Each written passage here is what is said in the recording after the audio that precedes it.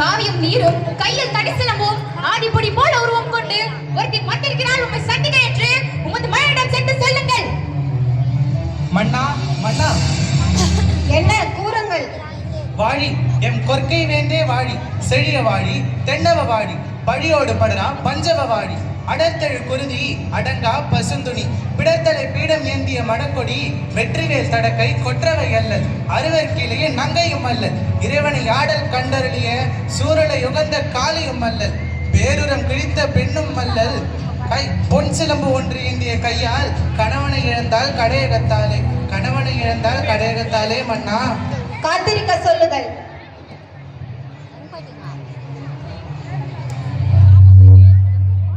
மன்னர் உள்ள இவர் அனுமதி தரவில்லை. விடமாட்டீர்களா?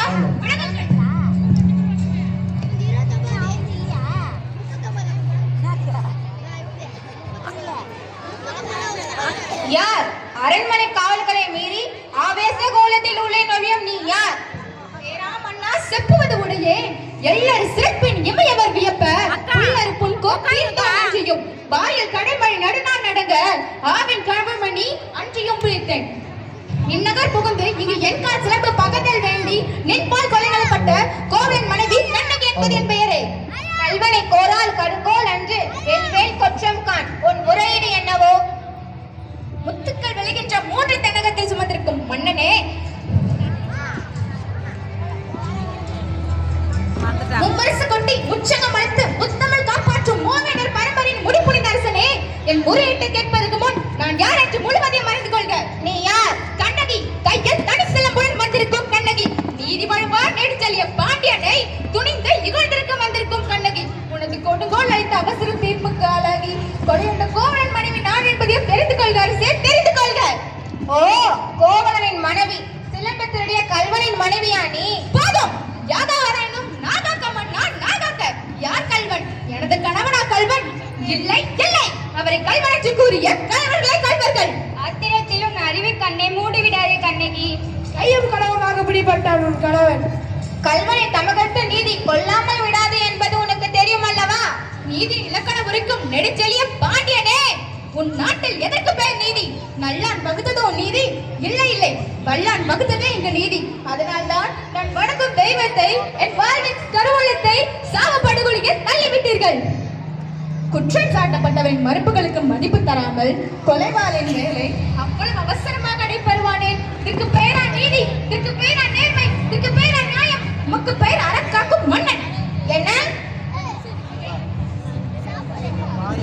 கண்ணகி, உன் கணவன் கையில் இருந்தது அரசி கோப்பெரும் தேவியின் சிலம்பு.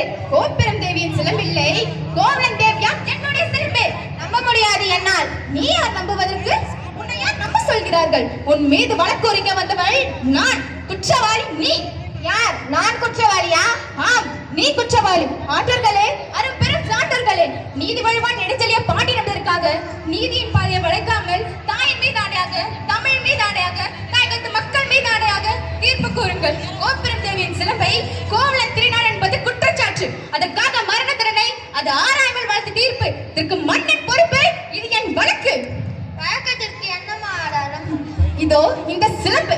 இதற்கு இணையான மற்றொரு சிலம்பை தான் என் மணவாளன் விற்க வந்தான். மா பாவிகள் அவரை கொன்று குவித்து விட்டார்கள். அப்படியானால் தேவி அணிந்திருக்கும் சிலம்பு அவைகள் ஒன்று என்னுடையது. அதற்கு அடையாளம்? அடையாளம் வேண்டுமா? 1000 கேள்விகளை என்னை கேட்டு உன்னை குற்றமற்றவனாக நிரூபித்துக் கொள்ள இப்படி துடிக்கின்றாயே. இப்படி ஒரு கேள்வி என் அத்தானை நேருக்கு நேர் கேட்டிருந்தால் நீதி வழுவான் நெடுஞ்செழிய பாண்டியன் என்ற பெயர் உனக்கு நினைத்திருக்கும். என் அத்தானின் உயிரும் தங்கியிருக்கும். அம்மா, தேவி அணிந்திருக்கும் சிலம்பு உன்னுடையது என்று மெய்ப்பித்து காட்டுவாயா? மெய்ப்பிக்க வேண்டுமா? மெய்ப்பித்து என்ன பயன்? இறந்து போன அத்தானை எழுப்பி தருவீர்களா? வெட்டுண்ட தலையினை ஒட்டி தருவீர்களா? முடியாது, உங்களால் முடியாது. ஆனால் ஒன்று, உயிர் போனதால் தொங்கிய நத்தானின் தலை போல் உங்கள் தலைகளையும் தொங்க வைக்கின்றேன். உங்கள் மானம் போனதால், நீதி போனதால், நேர்மை போனதால். மதுரை பாண்டியா, உன் மனைவியின் பழைய சிலம்பிலே உள்ள பரல்கள் மாணிக்கங்களா முத்துக்களா? முத்துக்கள், அதுவும் கொற்கை முத்துக்கள். ஆனால் என்னுடைய சிலம்பிலே உள்ளவை மாணிக்க பரல்கள். அப்படியா? எங்கே பார்க்கலாம். தேவி இப்படி கொடு.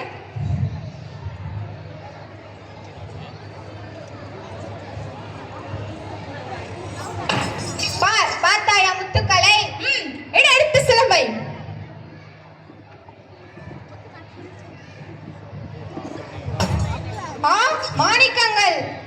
மாணிக்கங்கள் அல்ல, இரத்த துளிகள்.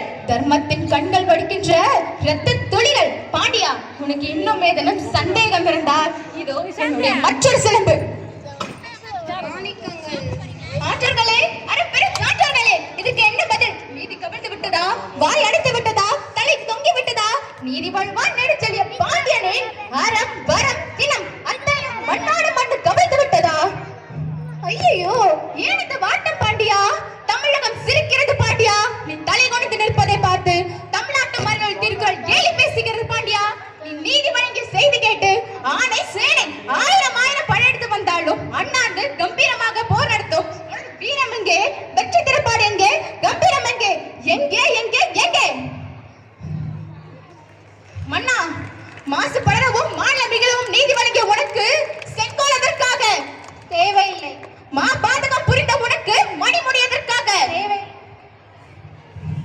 வேந்தர் குலத்திற்கு இழிவு கற்பிக்க வந்த உனக்கு வெண்கொற்ற கொடை எதற்காக? தேவையில்லை. அழு அழு, என்னை காலமெல்லாம் மழை வைத்த காவலனே அழு. என் கணவனை, என் மணவாளனை, கண்ணிருந்த கணவனை கொற்றுவற்ற பாவியே அழு. கண்ணகி, உன் கணவன் கல்வன் அல்ல, கண்வல் அல்ல. ஆராயாமல் அவசரத்தில் அவனை கொன்று வருக என்று ஆணையிட்ட நானே கல்வன், நானே கல்வன். தமிழே, தாயகமே, என் தாயே, என்னை மன்னித்து விடம்மா, மன்னித்து விடு. அரசே அரசே அரசே, நீதி தவறியதால் வளைந்த செங்கோலை உங்கள்